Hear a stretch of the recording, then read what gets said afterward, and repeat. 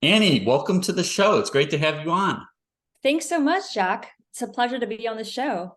Yeah, so for people that want to follow Annie, she's at Investing BFF on Twitter, and she is helping millennials build FU money. So, Annie, before we get into the FU money part, how about you describe for us your relationship with money growing up?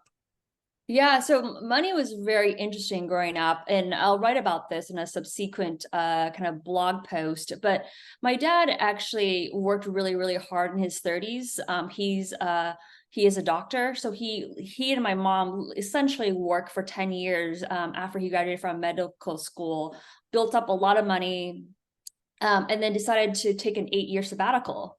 And the reason was because he wanted my brother and I to grow up in Vancouver, Canada, and we are originally from Taiwan. And so he moved our whole family from Taiwan to Canada when I was about 5, 6 years old. And so for 8 years, he couldn't work in Canada just because the medical degree didn't translate over. And he knew so he knew that for him to be able to take off like time from work, he needed to build up a good kind of savings and investment portfolio, which is what he did. So he burned through most of it in 8 years, and then went back to work in his kind of late 40s, early 50s, and really started saving for retirement. So through that kind of experience, I really thought differently about money. And when I was growing up, we were, just because of conversations I heard from my mom and my dad, money was tight at points. And so in some ways I developed a scarcity mindset when it comes to money. But at the same time, I knew that like money was somehow abundant because we had the money for him to take an 8-year sabbatical. And it's not until in my 20s and 30s, as I started working myself, I really learned about the FIRE movement, what FU money is all about, and how really having FU money allows you to make a lot of different choices. Whether you could make a choice like my dad did, which is a bit more unconventional, or choices in terms of retiring early. So I can hear listeners say like 8 years, that's a long time, especially for like a doctor. So did he go back to a doctor type role, or was it more like administrative? Because I could see a lot of people think they lose their skills in 8 years. Yeah, so a couple of things. So I will say that doctors in general are in high demand no matter where you go, particularly in Taiwan. So he had his own practice. He was an OBGYN in Taiwan before he left for Canada. When he moved back, just because, as you know, people are having less and less kids, so OBGYN is less of a popular practice, and he wanted to so he had his own practice then, and then he wanted to open his new practice. So he did work under his good friend for about 2 years, like as a kind of like apprentice. And he switched his field from OBGYN to kind of family medicine. So he had 2 years of that training, and then went back to a new community, a new city in Taiwan, and opened up a new practice.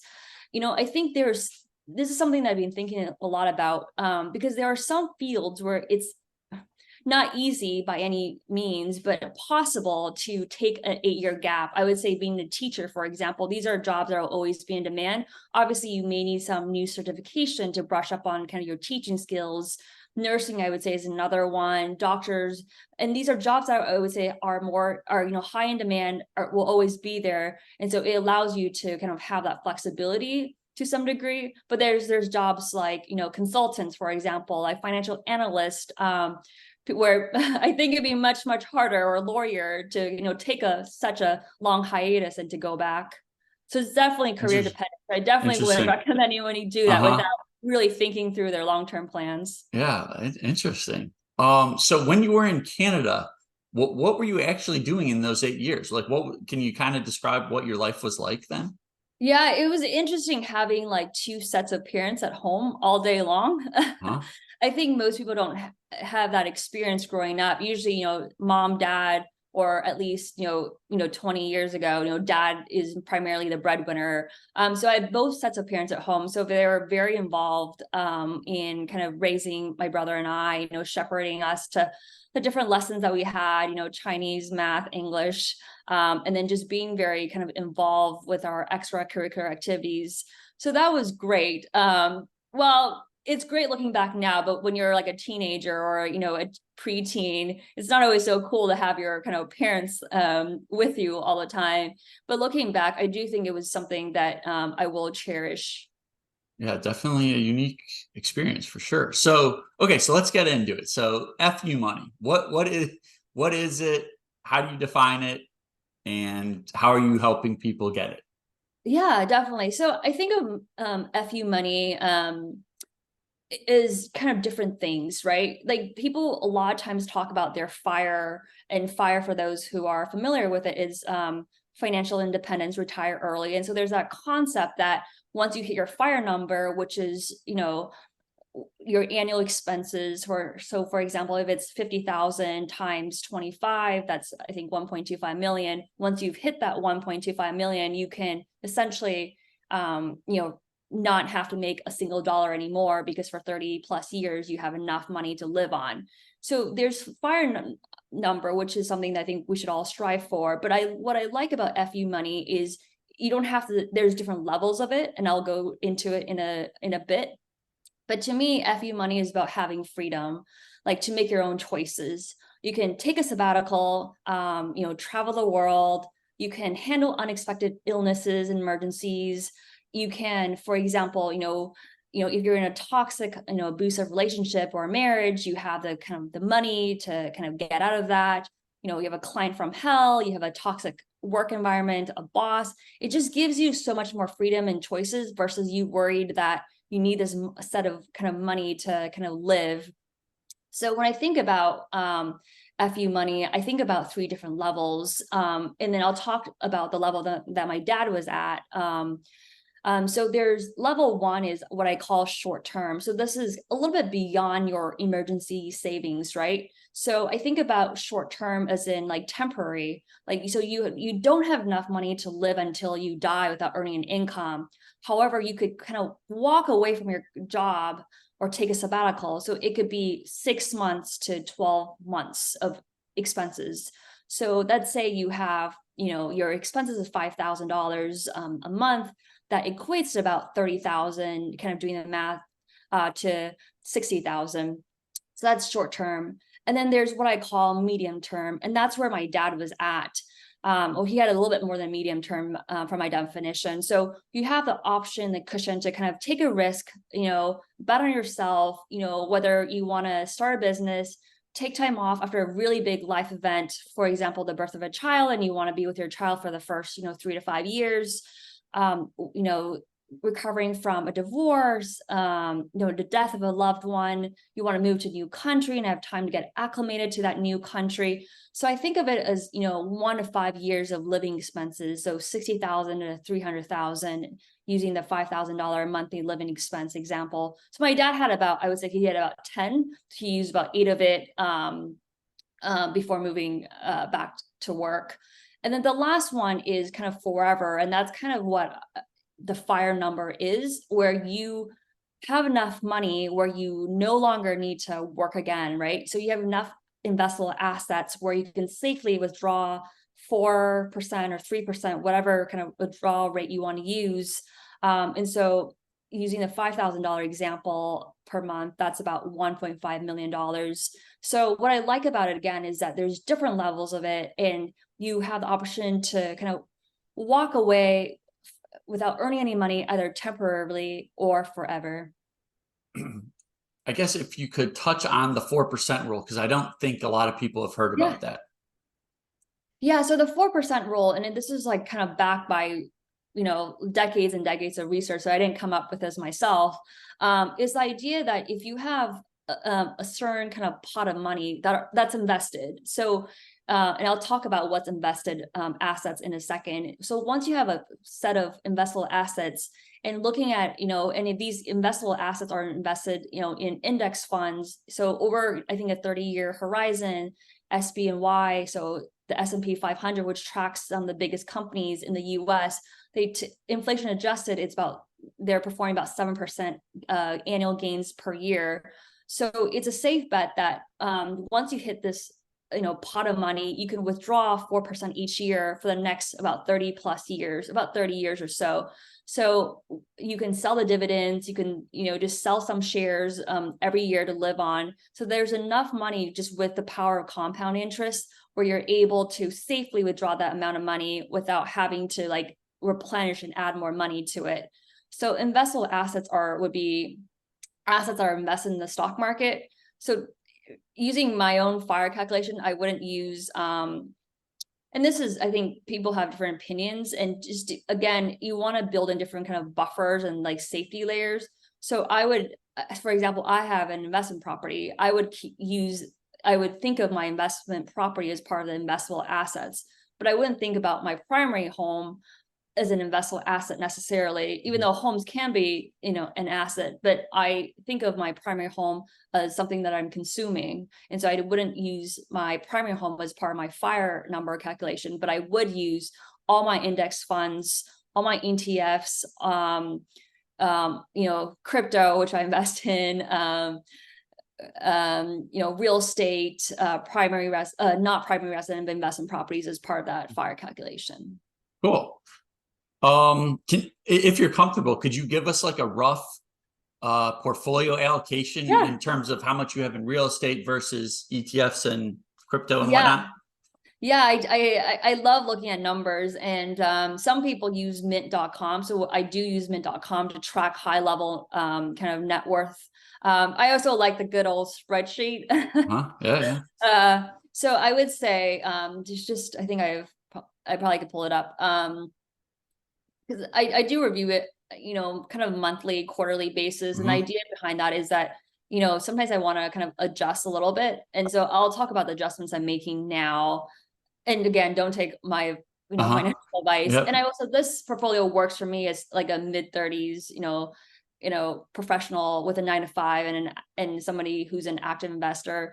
So like overall in real estate, I'm about like 30% in real estate. About 7% in cash. Okay. So I like having a good cash balance. And also right now with high yield savings account, you can make, 4, even 5%, almost, risk-free essentially. So some people might think 4 or 5% is pretty low. To me, that's pretty good.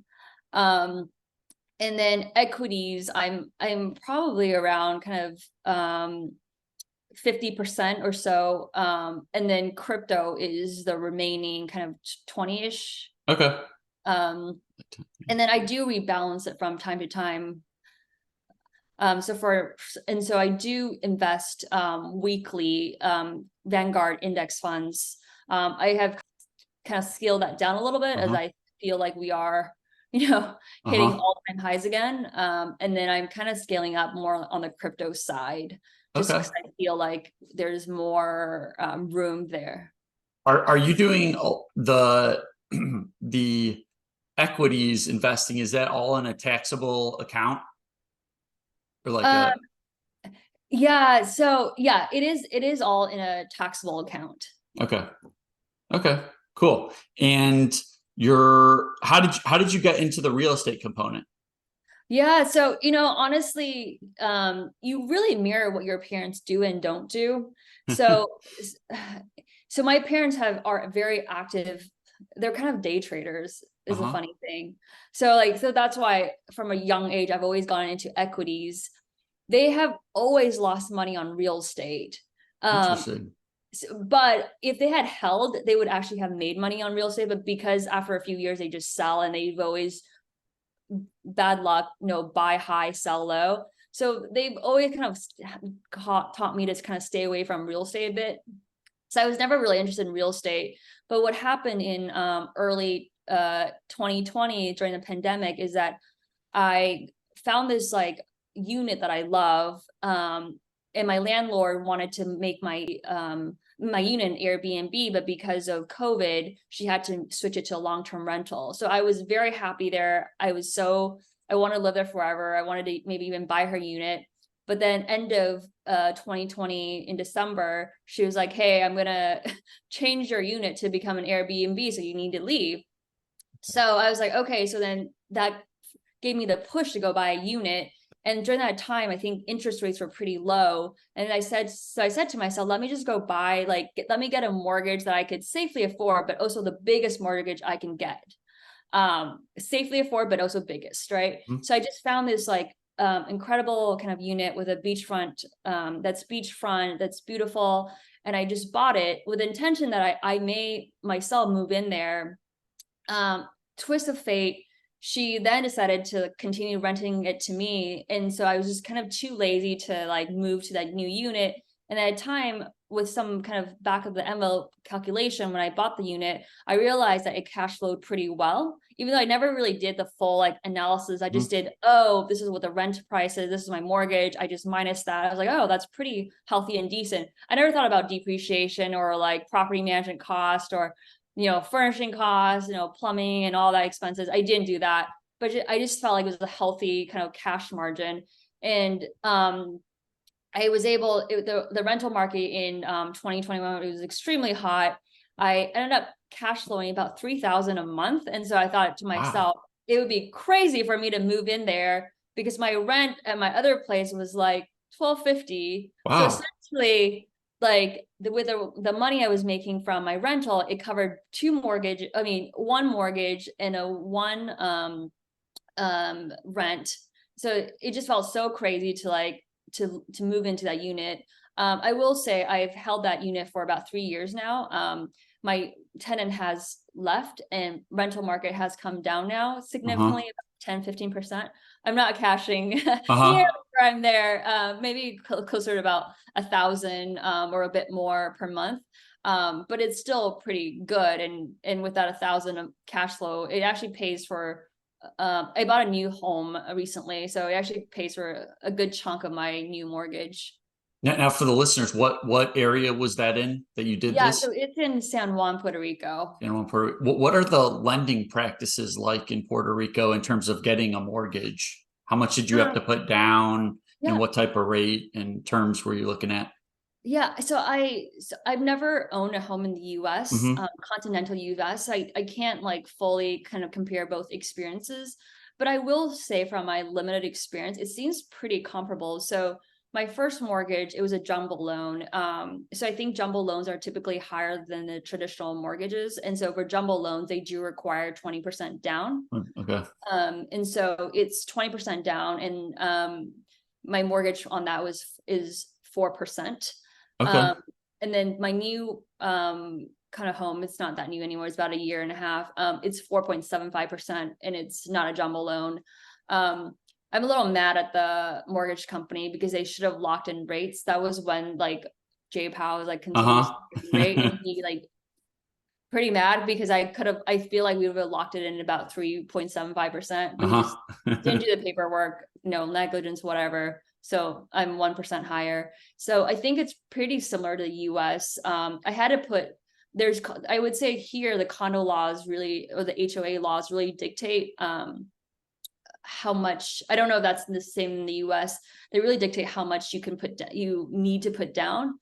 So Okay. some people were able to put down 10%, but because there's so many properties, so many condo owners in my building that only put down 10%, they required me to put down 20.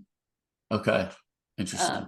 Yes, I'm not sure if that's like a unique to Puerto Rico HOA situation, or that's just specific to Puerto Rico or to this mortgage company.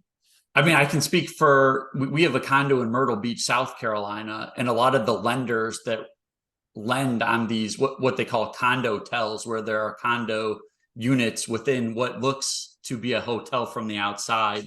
A lot of those lenders want 50% down, but Wow. you can go, like, I just got a loan through my uncle, and so I mean, you can go, there are other ways to do it, but the traditional lenders on some of the condo hotels want 50% down. But I think it's very specific to the area, because I never heard that before I started looking into it. So I think that might just be unusual. So, and in terms of property management, are you managing that yourself, or are you paying someone to do it? I am. So property management fees are like pretty high here. Okay. Um, so it's 10 to upwards of 20%.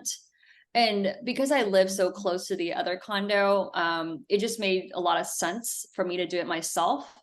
Knock on wood, but if you have a good tenant, they rarely call you. Yeah. They usually call you a lot the first month while they're getting acclimated to their new home, but usually after the first month, all the phone calls, all the dies down. So I like to do that myself. That is actually one area of one area, Jack, that I'm thinking about pursuing is just becoming a property manager for, Okay. like not it doesn't have to be super high end or even high end, but just like mid-tier and up. Because I think that once you build your network of like plumbers, electricians, like deep cleaners, and you have those type of relationships, who will show up, how much they charge. People want to pay for convenience. And so I think there's a lot of value in once you have this type of network set up to provide really good service for people. And so that's one thing I'm kind of passively exploring. And this will be an active stream of income. Hopefully it'll be passive over time too. Somewhat Interesting. passive. So I know you like to travel a lot. So how would you balance the travel component with like something like that, you think? So I'm also extremely hands-on. So like essentially like before I, would take on a property management client, I would kind of really get to know what's inside the unit. So, what brand of washer and dryer do they use?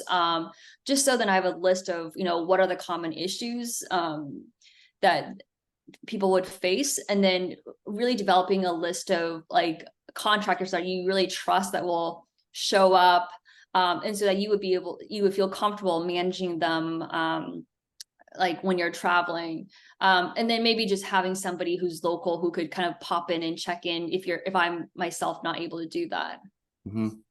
I guess sticking on the travel component, I feel like the FIRE movement, a lot of people become almost extremely frugal. How do you think about balancing like the here and now versus investing and saving for the future? Like, how do we budget fun experiences in our life? Yeah, I struggle with that because I think, you know, with anybody who's like gone through the cycles and who's like, an active investor, like I definitely did get burned kind of early on. So I would say 5-6 years ago, I didn't have the proper risk management kind of controls in place. So, lost a big chunk of money. Those are hard lessons to learn. And so like during those times, I would have to like really scale back to the bare minimums, right? And so I'm comfortable like that, but obviously it's nice to have some luxuries here and there. So I think at a minimum, what I do is I do have a 9 to 5, and so I have a base salary and bonus, and my bonus actually is a big part of my total compensation. Okay. And so I don't think it's smart to budget off of total compensation because part of it is variable. And the variable could be 20 to 40 or even higher percentage variable bonus. And so I budget solely on base salary. I do have like aggressive investment goals and aggressive savings goals.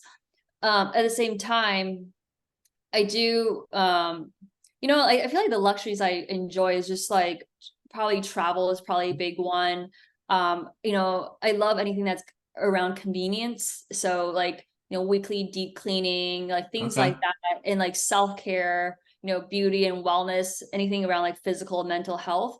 But outside of that, like, fine dining doesn't really get me excited or anything. And so I think I do have a healthy balance. I don't know if it's like 10% that goes to fun or what the amount is.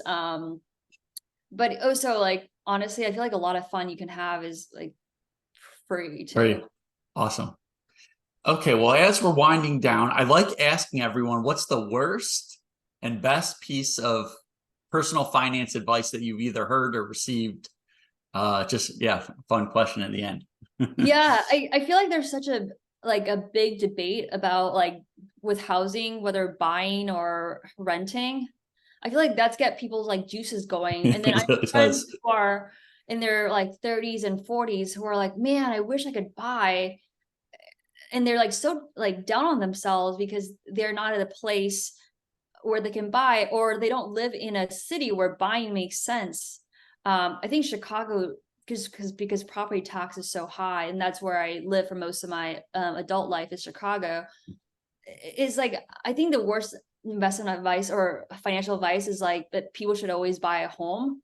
I think there's a time and place to do it. And I do think buying a home makes a lot of sense if you're really looking at it from a consumption standpoint.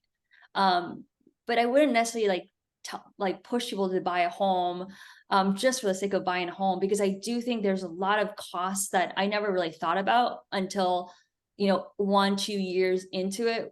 Air condition breaking, Yeah. that's not cheap at all. If you need new roof, new like tiles, new bathrooms. So like, it's a lot of times like putting those costs on your landlord is actually much cheaper, especially now with high skyrocketing insurance costs if you live in Yep. Florida, or just like manual labor costs and supply costs is really high. So that's one advice, is just don't go blindly buying a house just because everyone tells you that housing prices do appreciate. It does most of the time though. Huh. What about a best piece of advice that you've heard or Oh received? man, I wish I invested earlier, like Sure. starting when I was like 21 years old. Just like, I think it's not even just the investing part, just having the discipline to think long term. Um, like investing in many ways is like, working out, right? You don't really see the fruits of your labor, initially for months, weeks at a time. But then once you see the effects of it, it becomes so addicting. Because I wish I had the like the discipline to think about like investing, because I think if I had done that, my portfolio would be at a different place than where it is today. Awesome. Well, Annie, I've very much enjoyed talking to you. Why don't you give the listeners a handoff? Where can they go to learn more about you and reach out and find what you have to offer? Yeah, absolutely. Thank you, Jack. So you can find me on Twitter primarily, and Instagram, and now Threads, that we're all learning to navigate together. So I'm investing BFF on all of these three social media platforms. Really passionate about helping, specifically millennials with money, investing, and then really think about how they leverage their 9 to 5 to build different kind of streams of income. So if you wanted to talk through different streams of income, or how do you build your own FU money from level 1 to 2, 2 to 3, or even from 0 to 1, really love to connect and talk more about that. Awesome. Well, hopefully we'll talk in the future, and I think people got a lot of value from this. Awesome. Thanks so much for having me, Jack. Yep.